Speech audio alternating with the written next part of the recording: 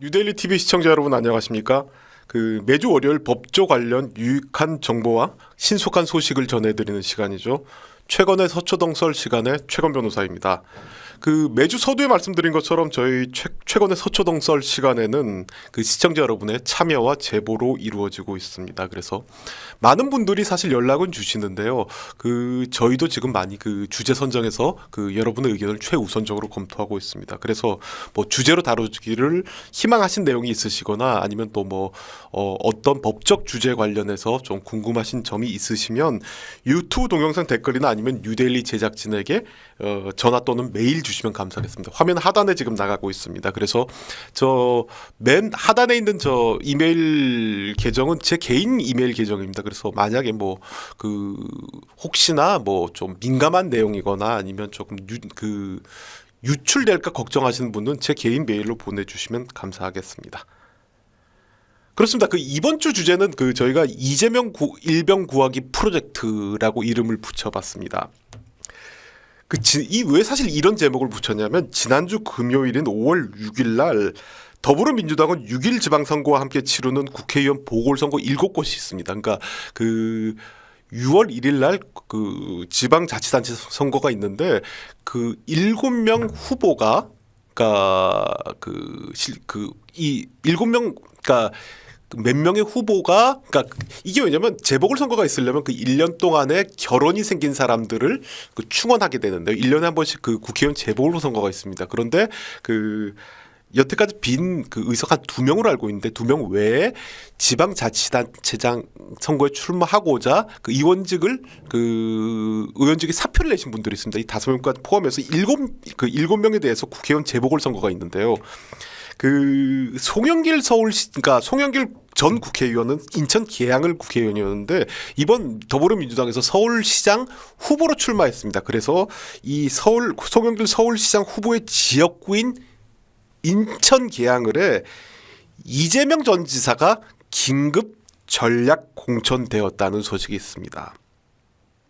근데 많은 분들도 잘 아시다시피 국회의원 선거, 대통령 선거에서 낙선하신 지가 얼마 안 됐는데 일반적으로 여러분도 아시다시피 보통 대통령 선거에 낙선한 유력 대선 후보 같은 경우에는 1, 2년 동안 외유를 간다던가 아니면 재충전을 하거나 문재인 대통령 같은 경우만 해도 여러 가지 지리산인가요? 거기도 가셨고 여러 가지 그런 게 전례인데도 불구하고 갑자기 흔히 말해서 떨어진 지 3개월도 안 됐는데 왜 급하게 국회에 입성하려고 하는지, 그리고 지금 현재 대통령 선거 이후 이전 지사에 대한 수사가 어떻게 진행되고 있는지, 그리고 이재명 전 지사 및 더불어민주당 의도대로 이재명 전 지사가 국회의원으로 당선이 되면 과연 어떤 일이 벌어지는지 저희가 한번 살펴보도록 하겠습니다. 그래서 관련 영상 보시고 저희가 다시 한번 말씀드리도록 하겠습니다. 인천 계양을 국회의원 보궐선거에 출마하는 민주당 이재명 상임고문이 조금 전 SNS에 공식 입장을 밝혔습니다. 무한 책임지겠습니다라는 제목의 글을 통해서 선거 출마에 대한 본인의 입장을 밝힌 겁니다. 이재명 상임고문은 국민이 곧 국가이고 정치는 국민이 더 나은 삶을 책임지는 것이라면서 민주당의 상황과 지방선거의 어려움 또한 대선 패배에 따른 자신의 책임이고 또 이를 타개하는 것 역시 전적으로 자신의 책임임을 통감한다고 밝혔습니다. 또 당의 모든 결정을 전적으로 따르겠다면서 혼신의 힘을 당해 이번 선거에서 반드시 이기겠다고 밝혔습니다. 예, 영상 보셔서 아시다시피 지금 지방선거의 어려움을 타개하기 위해서 출마했다, 이렇게 이재명 지사는 변을 밝히고 있습니다. 근데 과연 그럴까요? 여러분도 아까 제가 서두에도 말씀드렸다시피 인천 계양을은 송영길 전 의원의 지역구입니다. 그런데 이 인천과는 아무런 연관점도 없고 이쪽 출신도 아니고요. 이쪽에 모르겠습니다. 이쪽에 무슨 연고가 없는 것으로 알려졌는데 갑자기 지역과는 무관한 이재명 지사가 민주당에서 전략 공천을 했습니다. 형식은 민주당에서 밝히고 있는 바로는 당이 요구해서 마지못해 이재명 지사가 응하는 형태라고 합니다. 그래서 아까 영상에도 보셨다시피 지금 더불어민주당이 지방선거가 지금 어려우니까 이 어려움을 타개하기 위해서, 그리고 뭐 흔히 말해서 친문 세력들 결집을 위해서 뭐 고독한 결단을 했다, 이렇게 포장을 하고 있습니다. 그런데 실제로 들리는 바로는 본인이 그냥 마지못해 응한 게 아니라 이재명 전 지사가 적극적으로 자신을 인천 계양을에 공천해 주기를 강력히 희망했다고 합니다. 그래서 이재명 전 지사는 5월 6일 날 더불어민주당에서 이재명 전 지사를 전략 공천한 이후 다음 날인 5월 7일 날 자신의 페이스북에 당의 모든 결정을 전적으로 따르겠다. 그리고 국민의 집단 지성을 믿고 민심의 바다에 온전히 저를 던지겠다고 했습니다. 제가 항상 한 얘기가 흔히 말해서 좀 이 속된 말로 얼치기 좌파들은 꼭 이런 표현을 씁니다. 집단 민심의 바다에 온전히 저를 던지겠다. 뭐 뚜벅뚜벅 걸어가겠다던가 소나기를 맞겠다던가 회초리를 맞겠다던가 이런 이상한 표현들을 씁니다. 근데 지금 이재명 전 지사도 그렇습니다. 민심의 바다에 온전히 몸을 던지겠다는데 이게 무슨 의미인지 잘 모르겠습니다. 근데 그렇습니다. 그래서 이 명목은 더불어민주당에서 명목은 지방선거의 어려움을 타개하기 위해서라고 하는데, 그래서 인천 계양을에 그러니까 전략 공천을 하고 선대위원장을 맡았다고 합니다. 근데 만약에 당이 어렵고 진짜 만약에 더불어민주당에서 지방선거가 어렵다면 선대위원장만 맡으면 되지 굳이 인천 계양을 선거에 출마할 이유는 하등 이유도 없습니다. 그리고 이것도 말이 안 되는 게 더불어민주당 같은 경우도 그쪽 지역구에서 출마를 준비했던 사람들이 있을 것입니다. 물론 송영길 대표가 송영길 전 더불어민주당 대표가 그쪽 현역 위원이었지만 차기 송영길을 노리고 준비하는 분들이 있을 텐데 그분들의 의사는 무시하고 갑자기 이재명 전 후보를 전략 공천을 하게 된 것입니다. 만약에 그리고 이재명 후보 말대로 집단 지성을 믿고 민심의 바다에 몸을 던지려면, 그리고 당을 위해서 선당 후사를 한다면, 만약에 그렇게 본인이 그렇게 생각했다면 흔히 말해서 험지에 몸을 던졌어야죠. 그래서 이번에 그런 얘기도 하는데 차라리 대구 수성갑에 출마하지 그랬냐, 이런 얘기도 합니다. 그런데도 불구하고 양지 중에 양지인 인천 계양을에 출마를 희망했다고 합니다.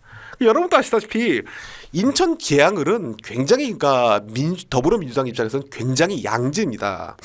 그래서 송영길 전 대표가 16대, 17대, 18대, 20대, 21대 총선 내리 5선을 했습니다. 그래서 민주당의 대표적 우세 지역으로 꼽히기도 하고요. 제가 예전에 한번 찾아본 바로는 호남 출신, 이 지역구민 중에서 호남 출신도 굉장히 많은 것으로 알고 있습니다. 그리고 이 인천 계양구는 20대 대통령 선거에서, 얼마 전 20대 대통령 선거에서 이재명 고문이 52.31%를 득표해서 43.52%를 얻은 윤석열 대통령 당선인을 한 9% 차로 승리한 곳입니다. 그러니까 여러분도 아시다시피 수도권에서는 거의 윤석열 당선인이 거의 승리를 했는데 이 인천 계양을에는 이재명 전 후보가 크게 이겼습니다. 이렇게 흔히 말해서 민주당 입장에서는 양지 중에 양지인 것이죠. 그런데 이게 아까도 말씀드렸다시피 이재명 전 지사와 인천과는 무슨 상관이 있는지 모르겠습니다. 그래서 이준석 국민의힘 대표가 얼마 전 페이스북에서 지적한 바에 따르면 이재명 후보는 몇 년 전에 인천으로 이사 오라는 네티즌의 글에 싫은데요 크크크 이렇게 다른 적도 있었고요. 그리고 인천에 대해서 사실상 비하하는 말을 하기도 했습니다. 본인은 어떻게 변명할지 모르지만. 그런데 갑자기 인천으로 나오기 시작합니다. 그리고 저희가 그때 법인카드 관련해서 이 시간 다뤘다시피 이재명 전 지사는 성남시 백현동에 살고 있습니다. 그러면 아까 말씀드렸다시피 진짜 더불어민주당을 위해서라면 대구 수성갑에 출마하던가 아니면 성남갑 지역에 출마하면 됩니다. 이번에 김은혜 전 의원이 경기도지사 출마하면서 사실 여기가 공석이 되었는데요. 그렇게 출마하면 됩니다. 그리고 성남 지역에 출마한다면 본인 입장에서 굉장히 유리할 수도 있습니다. 왜냐하면 인천 성남갑을 관할하는 성남시장을 3번을 했고요. 그리고 성남을 관할하는 경기도지사도 했습니다. 그러니까 본인 입장에선 자신의 홈그라운드입니다. 즉 누가 나가더라도 자신에게 유리할 수밖에 없는 지역이 성남갑인데도 불구하고 그거조차 겁이 나가지고 지역 연고도 뭐 사실 그것조차 겁이 나고 또 상대 후보로 안철수 국민의당 대표가 나온다고 하니까 뭐 사실 겁도 나기도 하고 그리고 이 지역에서 떨어지면 사실상 자신의 정치적 미래가 불투명하니까 꼭 국회의원을 달아야겠다는 열망 하에 지역 연고가 없는 인천 계양을에 출마하게 된 것입니다. 그럼 왜 지금 저희가 사실 그 얘기를 하자면 보통 그렇습니다. 일반적으로 생각하면 아까도 제가 서두에도 말씀드렸다시피 보통 유력 대선 후보들 같은 경우에는 보통 한 1, 2년간 재충전 시기를 삼습니다. 그래야 본인의 대선 가도에도 사실 유리한 측면도 있고요. 그리고 이렇게 한창 달아올랐는데 여러 가지 그러니까 보통 대통령 후보로 출마해서 낙선하신 분들 같은 경우에는 여러 가지 그러니까 흔히 말해서 검증 차원에서 여러 가지 그러니까 장단점이 드러나기도 했는데 어느 정도 잊혀지는 게 본인을 위해서 유리하기 때문에 보통 1, 2년간 외유를 가기도 하고 재충전을 하기도 하고 그러니까 정치와 조금 발을 떨어져 놓는 경우가 일반적입니다. 또 그래야 자신이 5년 뒤에 유리하기 때문에 그런 측면도 없지 않아 있습니다. 그런데 왜 지금 시급하게 쉽게 얘기해서 떨어진 지 2개월 남짓 됐는데 벌써 국회의원 선거에 출마를 하겠다고 하는지 사실상 의문입니다. 그런데 이게 본질적으로 한번 살펴보면 이런 측면 때문에 그런 게 아닌가 싶습니다. 우선 제가 이 시간에도 다뤘고 많은 시청자 여러분께서 궁금하신 것 중에 하나가 과연 대통령 선거가 되면 그래서 이재명 후보도 이런 얘기하지 않았습니까? 만약 내가 대통령에 떨어지면 이건 본인 얘기입니다. 여러 가지 명목을 만들어서 죄가 없는 나를 구속시킬 것이다 이렇게 얘기를 했는데 하여튼 그건 본인 얘기고 그래서 많은 분들이 궁금해하시는 거는 이 대장동 사건이 어떻게 진행될 것인가 많이 궁금해하셨습니다. 그리고 이 사건 자체가 원체 좀 이해관계자들도 많고 또 어느 정도 여야를 좀 왔다 갔다 한 측면도 있고요. 그리고 기간도 길기 때문에 쉽게 수사 들어가기도 쉽지가 않고 또 그리고 그 수사에 상당히 조금 전문적이고 또 그리고 좀 고난이도 수사긴 하다마는 이 부분에 대해서 아직까지는 지금 많은 국민들의 관심사가 쏠려 있는데 지금 현재 이 대장동 사건과 관련해서는 특별한 수사가 진행되지 않는 것으로 알고 있습니다. 물론 이 대장동 사건 수사 중에서 몸통이 아닌 깃털인 남욱 변호사라던가 정영학 회계사라던가 아니면 유동규 실장 같은 분들은 기소가 돼서 지금 재판은 받고 있긴 한데 이 몸통 관련해서 수사가 이루어져야 되는데 아직까지는 이루어지지 않은 것으로 알고 있습니다. 그런데 이재명 전 지사는 그러면 대장동 사건이 수사가 되지 않으니까 발 뻗고 지낼 수 있냐? 그건 아닙니다. 지금 현재 이 지사 관련해가지고 수사가 진행되는 건들이 지금 있습니다. 우선 여러분도 아시다시피 성남 FC 사건이라고 있습니다. 성남 FC 사건이 물론 이재명 전 지사의 그동안의 대선 과정에서 의혹이 너무 많았기 때문에 상대적으로 좀 묻혀 있었던 사건입니다. 이 성남 FC 사건이 무엇이냐면 이재명 전 지사가 성남시장의 재직 중에 성남시장이 성남 FC라는 축구단의 구단주죠. 그래서 성남시장 재직 시절에 성남 FC 구단주로부터 있으면서 2014년부터 2016년 사이에 있었던 일입니다. 그래서 두산이나 네이버 등으로 성남 FC의 광고비나 홍보비 목적으로 160억 여원의 후원금을 받은 사실이 있습니다. 그리고 이 대가로 이들 기업에게 건축 인허가나 토지 용도 변경을 해줬다는 그런 편의를 베풀었다는 의혹이 있습니다. 그래서 이 부분에 대해서 지금 수사가 들어가고 있는데요. 당초 이 부분에 대해서는 2018년도에 제기된 일입니다. 2018년도 지방선거 과정에서 그 당시 바른미래당이 흔히 말하는 성남 FC 사건의 의혹을 제기하면서 이전 지사를 검찰에 고발했던 사실이 있습니다. 그런데 이게 여러분도 아시다시피 2018년 6월에 고발이 됐는데도 불구하고 수사가 진행이 안 됐습니다.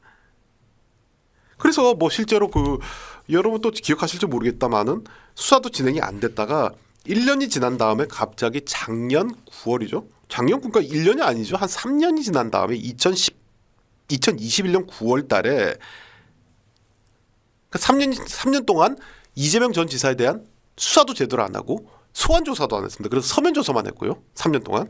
그래서 경찰은 3년 3개월이 지난 다음에 이재명 전 지사 서면 조사나 여러 가지 보니까 이재명 지사는 뭐 흔히 말해서 뭐 혐의가 없다 이렇게 판단해서 증거가 불충분하다고 불송치 결정을 했습니다.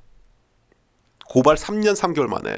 그랬더니 누가 봐도 사실상 이해가 안 되는 거고 3년 3개월이면 소환 조사를 해도 몇 번을 했을 것이며 또 그리고 그 오랜 기간 동안 수사가 진행이 되지 않았다는 것도 사실상 좀 여러 가지 법적 관련 맞지 않기 때문에 당연히 고발인 측은 이의 신청을 했습니다.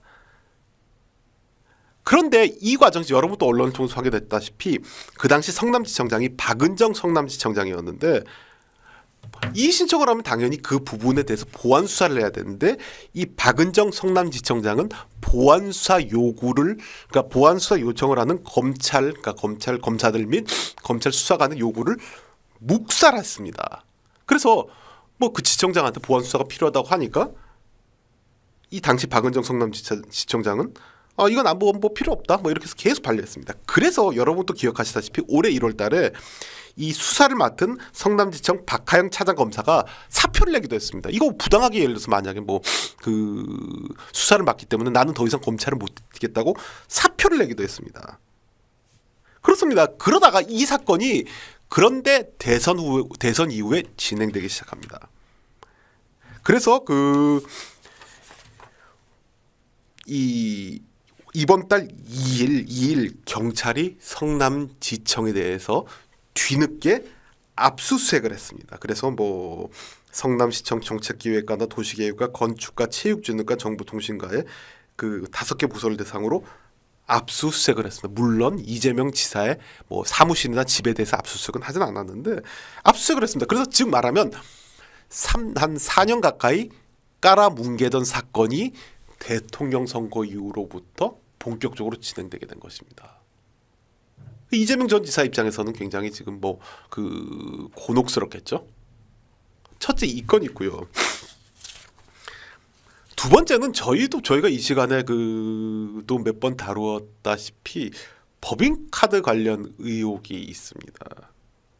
이게 제가 그때도 말씀드렸다시피 이 법인카드 의혹 관련해서 이게 액수가 문제이지 흔히 말해서 그 관련자들이 횡령을 했다, 배임을 했다는 사실은 너무나 명백합니다. 물론 액수 측면에서는 좀 다툼의 여지가 있죠. 그래서 그 당시 이재명 전 후보의 부인인 김혜경 씨 역시 나는 법적 책임을 지겠다 이렇게 얘기를 했고요. 이재명 전 지사 같은 경우 뭐 법조인이니까 잘 알다시피 뭐 법적 책임은 있으나 나는 몰랐다는 식으로 슬슬 발을 빼기 시작합니다. 근데 누가 보더라도 법인카드를 직무 외의 목적으로 사용하면 횡령죄 또는 배임죄가 성립하는 건 너무나 명백합니다. 근데 이 부분에 대해서도 본격적으로 수사가 진행이 되고 있습니다. 그래서 지난달 4월 4일이죠. 그래서 이 흔히 말해서 대선 때 불거진 경기도 법인카드 유용 의혹을 규명하기 위해서 경찰은 경기도청을 10시간 가까이 압수수색을 했습니다. 근데 여러분도 이 당시 밝혀진 바에 따르면 이게 흔히 말해서 이걸로 반드시 이재명 전 지사나 김혜경 씨가 처벌을 받는다는 건 아니지만 그 당시 압수수색 영장에는 이재명 고문이랑 그러니까 김혜경 씨가 피의자로 적시가 되어 있다는 게 얼마 전에 밝혀졌습니다. 그렇습니다. 그리고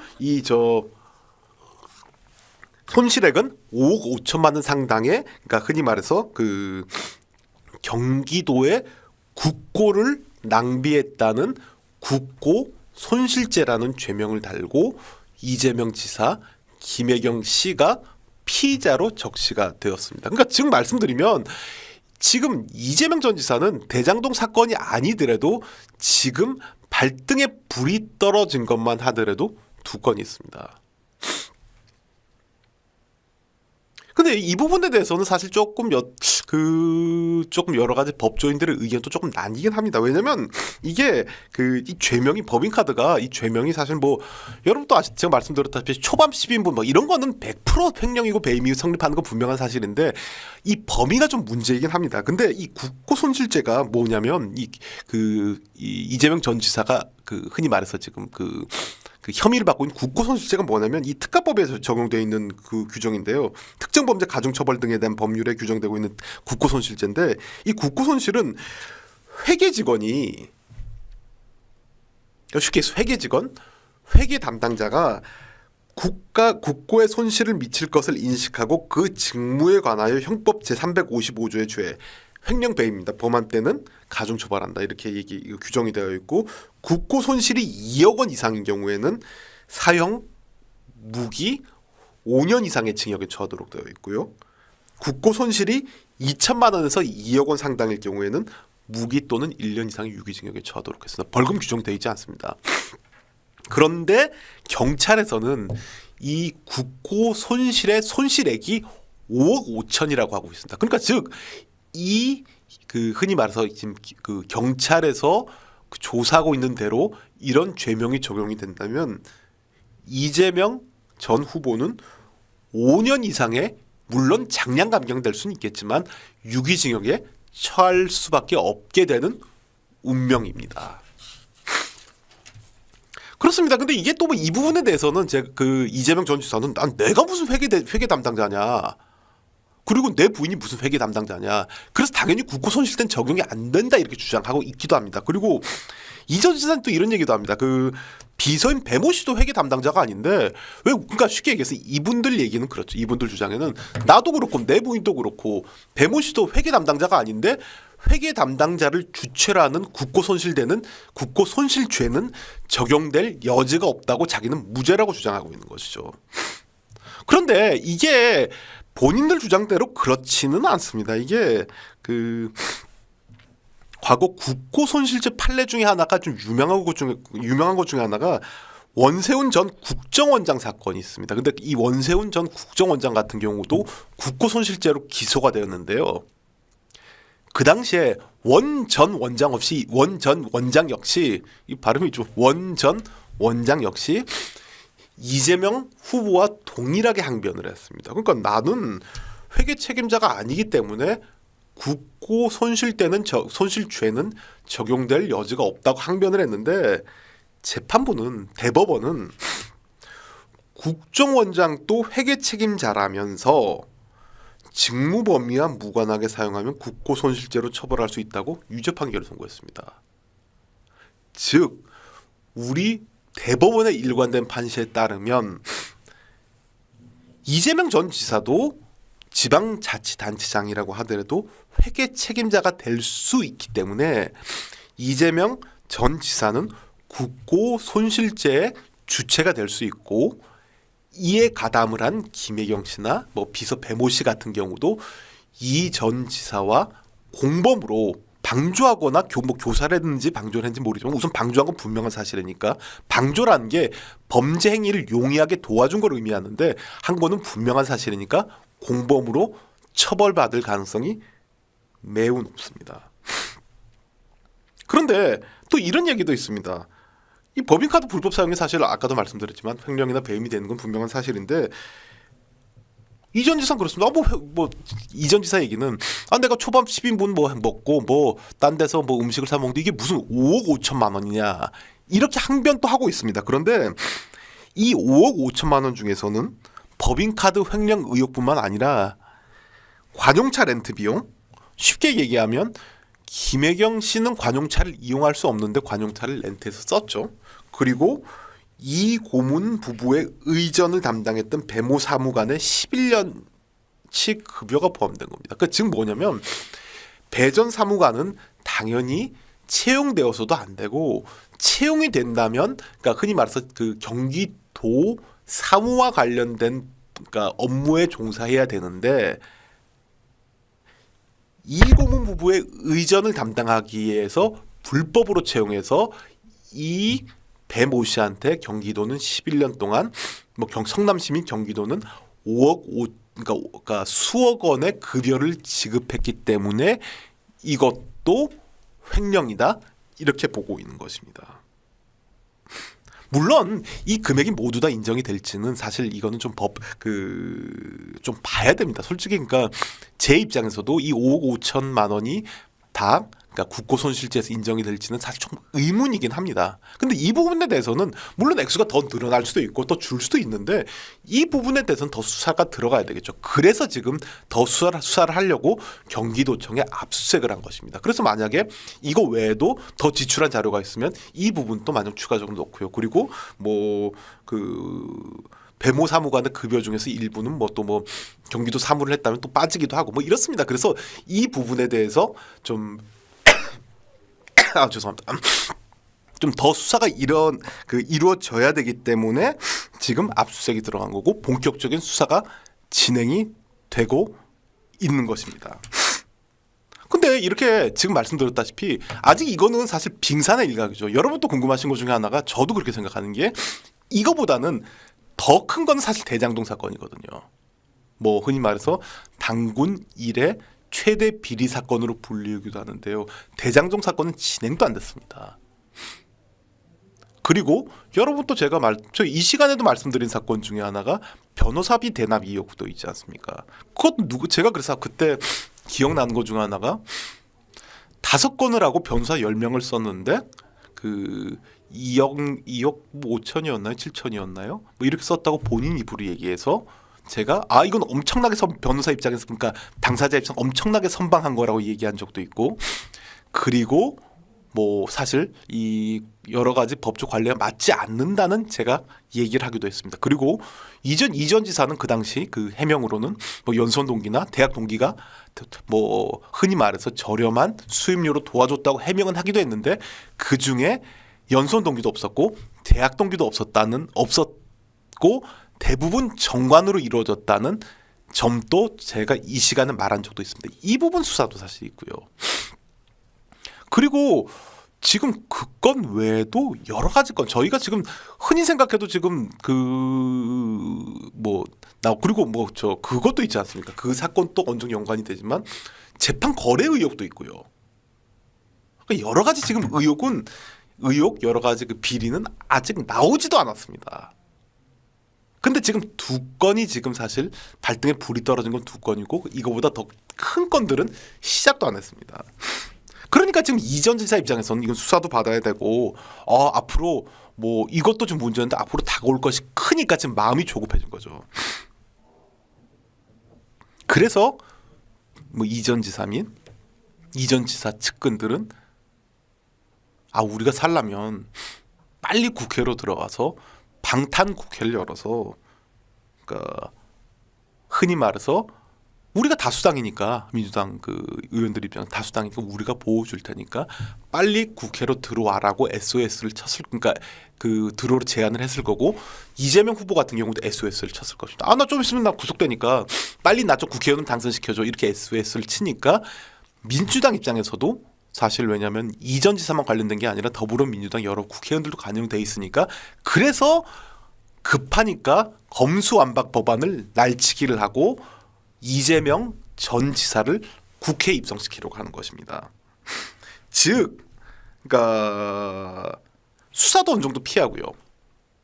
그리고 여러분도 잘 아시다시피 우리나라 헌법에는 국회의원의 불체포 특권이 규정되어 있습니다. 그래서 이 불체포 특권을 악용하고 방탄국회를 열어서 형사처벌을 피하기 위해서 무리하게 그나마 자신이 제일 당선되기에 유리한 지역, 물론 지역 연구가 있든 없든 관여도 안 하고 유리한 지역에서 당선돼야 되겠다는 의도하에 민주당으로 하여금 전략 공천을 해달라고 한 게 아닌가 싶습니다. 아닌가 싶습니다가 아니라 거의 그럴 것입니다. 그렇습니다. 그래서 지금 시청자분들의 게시판 글을 보면 지금 다 그런 분들입니다. 그래서 개항을 방탄복인 것 같아요. 그러니까 방탄국회를 하려고 하는 것이죠. 그래서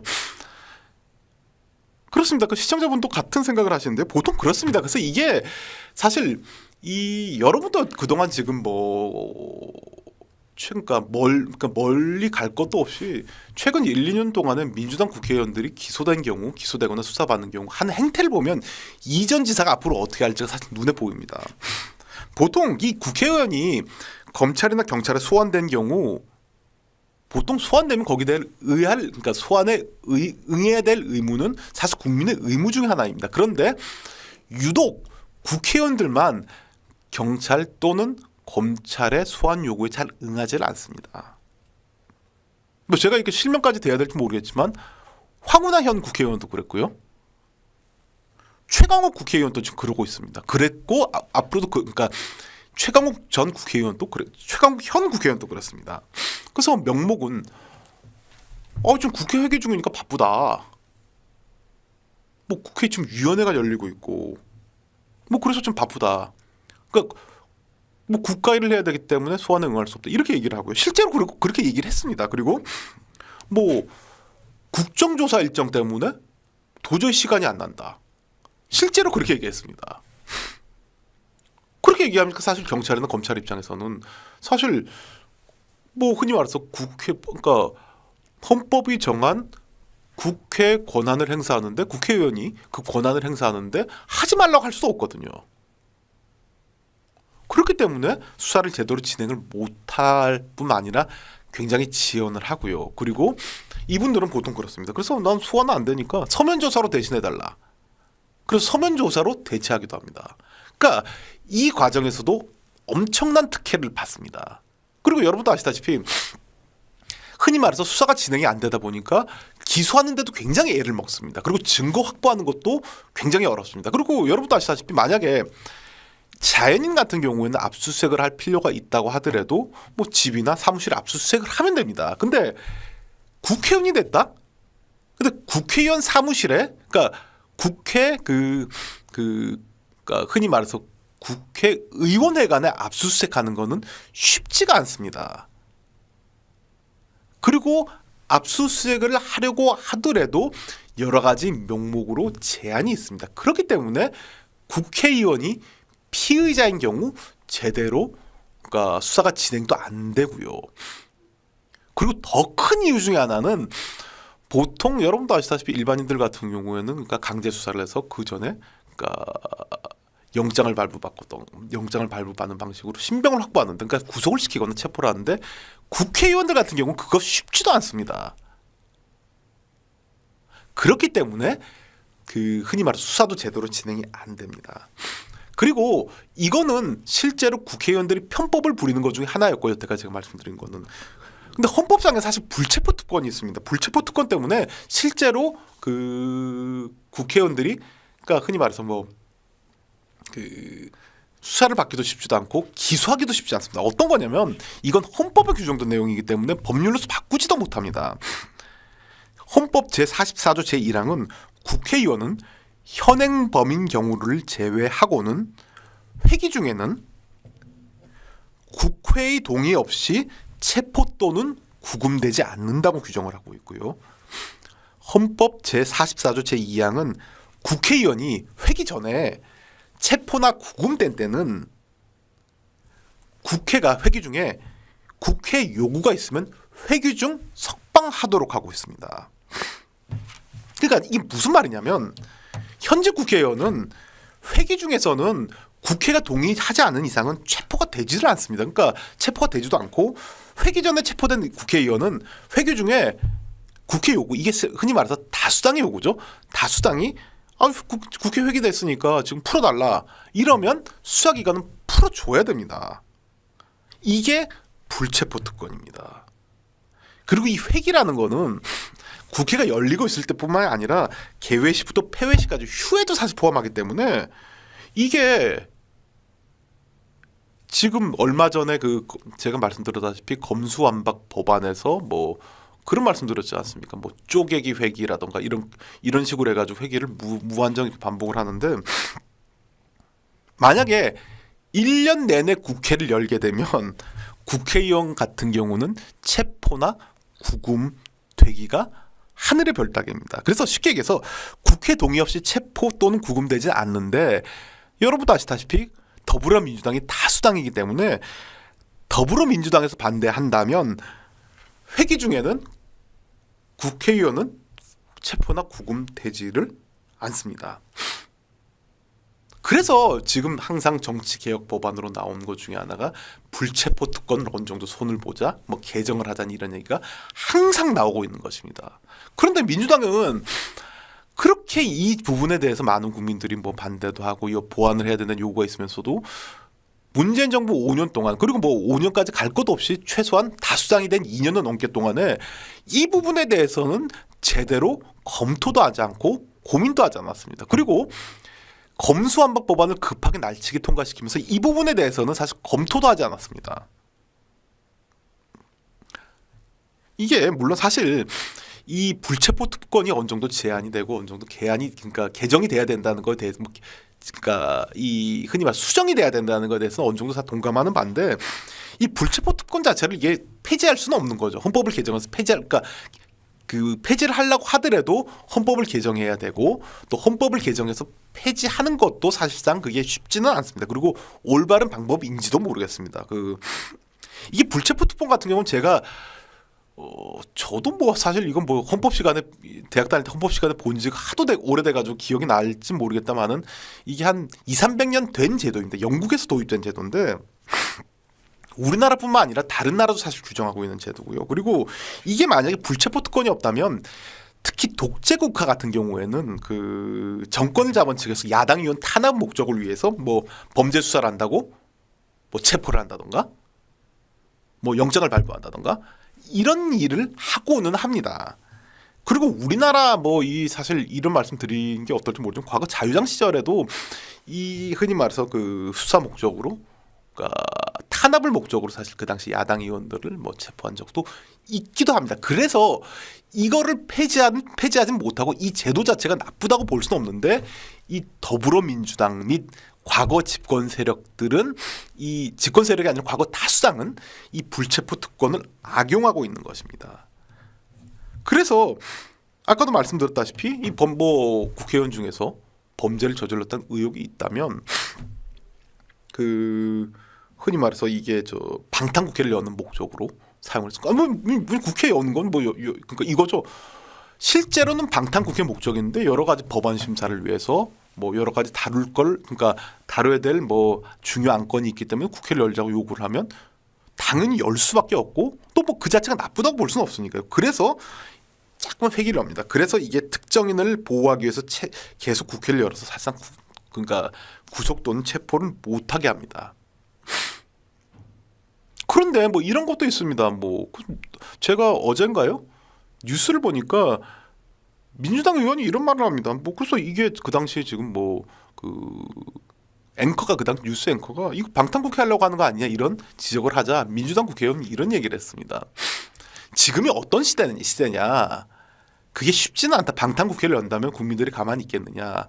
자기들은 실제로 그 누구죠? 이상직 의원이나 다른 분들 같은 경우도 방탄국회를 열지 않고 체포 그러니까 그 안에 동의를 해줬다. 이렇기 때문에 그럴 염려는 없다고 얘기하는데 그게 과연 이재명 후보까지 적용이 될지는 그건 매우 의문입니다.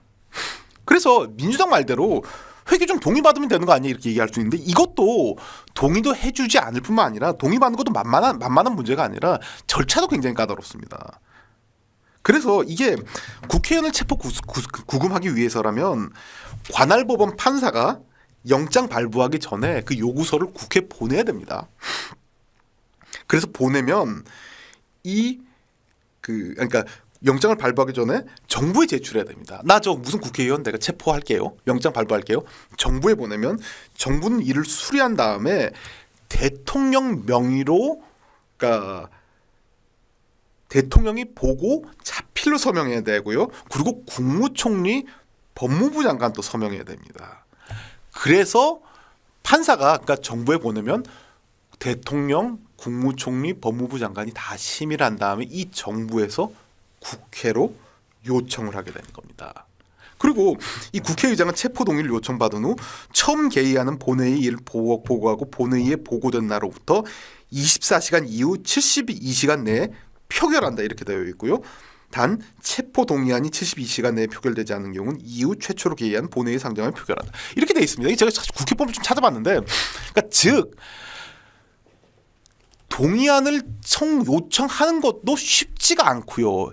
이렇게 엄격한 절차 하에 체포 동의안을 요청한다고 하더라도 국회에서 동의를 안 해주면 체포를 할 수 없습니다. 그래서 여러분 또 보통 그 언론을 통해서 많이 나오지 않습니까? 그래서 지금 뭐 체포 동의안이 예를 들어서 만약에 요청이 들어온 국회의원들 같은 경우는 뭐 다른 국회의원들에게 편지를 쓴다던가, 나는 뭐 억울해요, 뭐 정치 탄압이 하는 편지를 쓰거나 문자 메시지를 돌려서 체포 동의안을 부결시켜 달라고 뭐 흔히 말해서 읍소를 하는 경우도 많이 보았습니다. 실제로 얼마 전에도 그런 얘기는 뭐 매번 그렇습니다. 매번 그렇기 때문에 실제로 막 읍소를 하면 또 같은 국회의원들 같은 경우에는 뭐 그래 서로 뭐 이 여야를 떠나가지고 뭐 굳이 그래야 될 필요가 있냐. 왜냐하면 또 그게 이 칼날이 자기한테도 올 수 있으니까.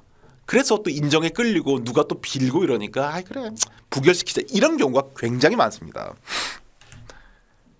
실제로 체포 동의안이 가결된 사례는 우리나라 헌정 역사상 16번에 불과합니다.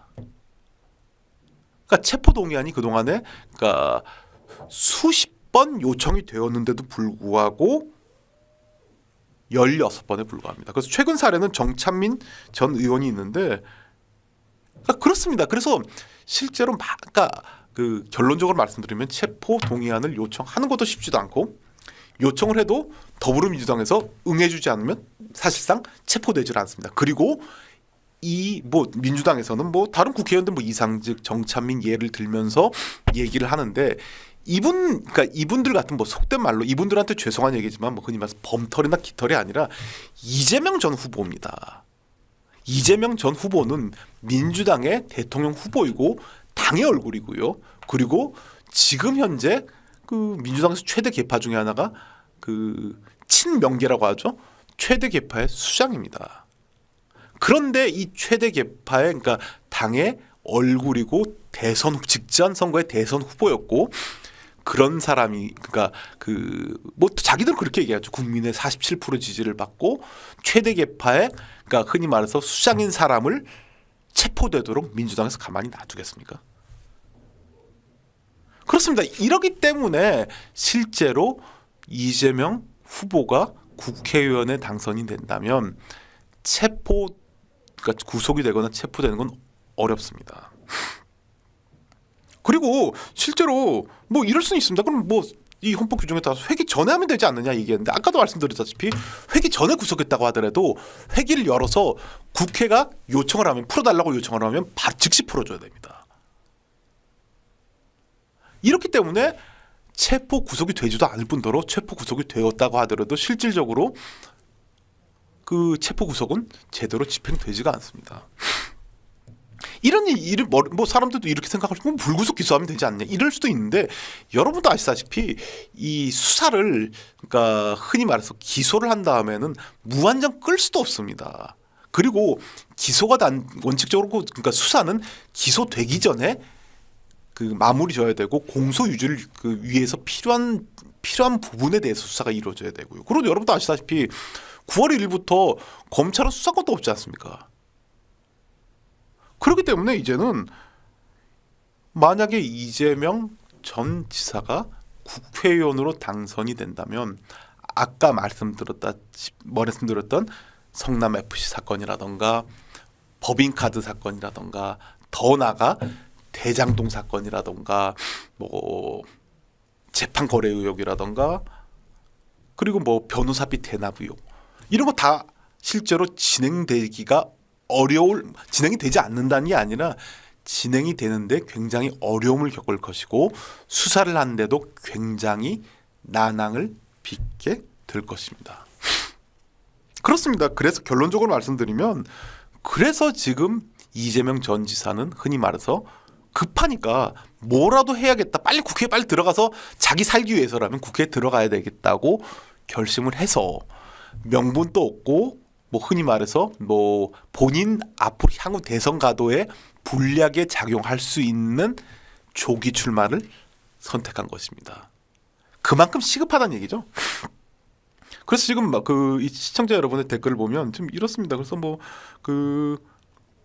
이재명 이분은 뭐 신뢰성이 없습니다. 뭐 그렇습니다. 그래서 그러니까 이 특권을 박탈해야 된다 이런 이 지적은 지금 어떤 분께서 이런 얘기를 하셨는데 국회의원들 특권을 박탈해야 된다, 불체포 투표 같은 거 박탈해야 된다 이런 얘기는 계속 있습니다. 그런데 이게 아까도 말씀드렸다시피 헌법에 규정된 내용이기 때문에 법률로선 사실 이거를 폐지할 수는 없고요. 그리고 뭐 전부 다 폐지할 수는 없더라도 상당히 흔히 말해서 방탄국회를 여는 걸 막기 위해서 헌법 개정은 좀 힘들다고 하더라도 뭐 여러분도 아시다시피 헌법 개정을 하려면 국회의원 3분의 2 동의가 있어야 되는데 지금 민주당이 다수당 아닙니까? 민주당 입장에서는 지금 그전에는 정권이 자기한테 있었으니까 뭐 우린 분리할 거 없다 이렇게 생각하는데 내일부로 정권이 넘어가니까 본인들이 흔히 말해서 다칠까 아니면 본인의 대표가 다칠까 봐 겁이 나서 당연히 개정도 안 하려고 할 것입니다. 그렇기 때문에 실제로 개정하는 것도 쉽지가 않습니다. 분명 개정을 하고 보완도 해야 되고 수정도 해야 되지만 앞으로 2년 동안은 사실 쉽지는 않을 것입니다. 그렇습니다. 그래서 지금 결론적으로 뭐 말씀드리면 흔히 말해서 이재명 일병 구하기 프로젝트는 이재명 전 지사가 인천 계양을 재보궐선거에서 당선이 되면 구할지는 모르겠지만 쉽게 얘기해서 어느 정도 속된 말로 쉴드는 칠 수 있다. 이게 오늘의 결론입니다.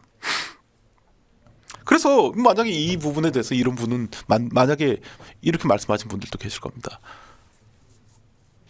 가장 좋은 방법은 낙선시키면 되지 않느냐 이렇게 얘기를 하는데 글쎄요 지금 국민의힘에서는 아직 인천 계양을의 후보가 지금 마땅히 정해지지 않은 것으로 알고 있습니다. 그래서 지금 보면 오늘 오전에 언론을 통해서 확인된 바로는 윤희숙 전 의원이나 아니면 탤런트 김부선 씨가 출마하는 게 어떠냐 이런 얘기도 나온다고 하는데 물론 다들 훌륭한 분들이고 나름 다 어느 정도 제가 사실 거기에 대해서 평가는 안 하겠습니다. 그런 분들인데 아시다시피 인천 계양을이 저번 대통령 선거에도 한 10% 가까이 더불어민주당이 이긴 지역이고요. 그리고 호남세도 강세이고 그런데 과연 이분들로 이길 수 있을지가 조금 의문이기는 합니다. 그렇다고 마땅히 떠오르는 카드도 없고요.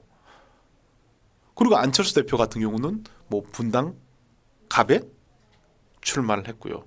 그렇기 때문에 쉽지는 않아 보입니다. 그러나 저희가 기대하는 거는 만약에 흔히 말해서 국민의힘 쪽에서도 그러니까 흔히 말해서 굉장히 좀 거물급을 내세워 힘으로 이기는 건 불가능하다고 하더라도 이전 지사 말대로 국민의 집단 지성이 한번 판단을 해서 이게 만약에 인천 계양을에 사시는 주민들께서 집단 지성을 발휘를 하셔가지고 올바르게 판단을 하셔서 이재명 전 지사가 인천 계양을의 발전이 인천 더 나가서는 계양을의 발전을 위해서가 아니라 자기가 살라고 출마했다는 거에 대해서 분명하게 인식을 하시고 그리고 이전 지사가 과연 계양을 위해서 앞으로 어떤 일을 할 것인가 한번 생각해 보시고 그리고 이재명 지사가 2년 뒤에도 계양을에 출마할지 이 점에 대해서도 한번 물론 그럴 수도 있겠죠. 한번 판단해 보셔서 올바른 선택을 하시면 되지 않겠나 싶습니다. 그리고 이런 점 모든 국민들이 잘 아시다시피 이번 출마는 방탄 국회를 위하고 자신의 안위를 위해서라는 거는 모든 국민들이 다 아시리라 믿습니다. 물론 지금 현 여권 지지자들도 잘 아시리라 싶습니다. 그렇기 때문에 이번 한 번에 대해서 좀 집단 지성을 발휘하셔서 누가 되는 것이 좋은지 올바르게 판단해 주셔서 흔히 말해서 불체포 특권 악용한다던가 방탄국회를 열어서 여러 가지 수사를 받지 않은 꼼수를 피하려는 우려가 없도록 해 주셨으면 하는 희망입니다. 그래서 지금 시청자 여러분 댓글을 보면 그렇습니다. 그래서 계양 시민 여러분 현명한 판단하시길 부탁드립니다. 제가 사실 하고 싶은 얘기가 그겁니다. 이게 선거법 위반이 될 수 있어가지고 제가 누구 뽑아라 뽑지 마라 이런 얘기는 못 하겠습니다. 그런데 선거법 위반될 가능성이 있어서 그래서 집단 지성을 발휘하셔가지고 올바르게 판단해 주시기를 바랍니다. 그렇습니다. 오늘은 그 여기까지였습니다. 그래서 앞으로도 지금 그 실제로 지금 6월 1일 날 재보궐선거가 얼마 남지도 않았습니다. 이게 사실 말이 안 되는 거죠. 20여일 남았는데 그 전에 그쪽 지역에 가지도 않았고 이재명 전 지사도 인천 계양을에 뭐가 있는지는 모를 겁니다.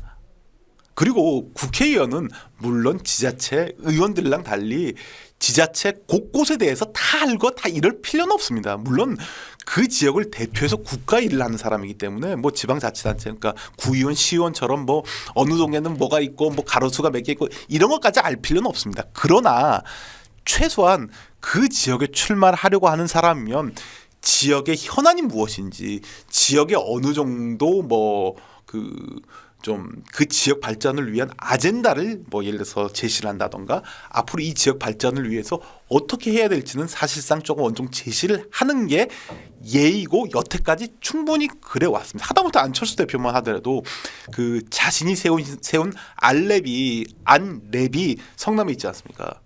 그런데 아무 연고도 없고 여기 뭘 해야 될지도 모르고 그래서 실제로 뭐 이런 얘기를 합니다. 이 전 지사 같은 경우 어제 언론을 보니까 뭐 인천 계양을 뭐 동부가 중심지로 이게 누가 봐도 말이 되는 말입니까? 그래서 결론적으로 말씀드리면 집단 지성을 발휘하셔서 올바른 판단해 주시기를 부탁드립니다. 예, 오늘 여기까지였습니다. 감사합니다.